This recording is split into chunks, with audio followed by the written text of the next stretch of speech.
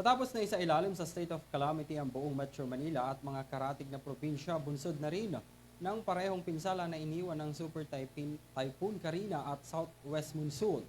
Mahigpit ngayon na pinapatupad ng Department of Trade and Industry o DTI ang price freeze sa mga ito.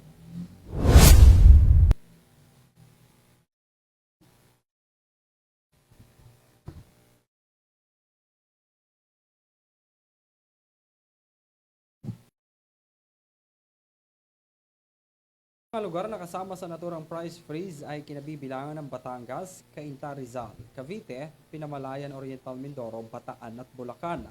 Saklaw ng ipinatutupad na price freeze ang mga canned goods, bigas, tinapay, bottled water, kape, asukal, instant noodles, kandila, cooking oil, detergent at iba pang mga pangunahing pangangailangan.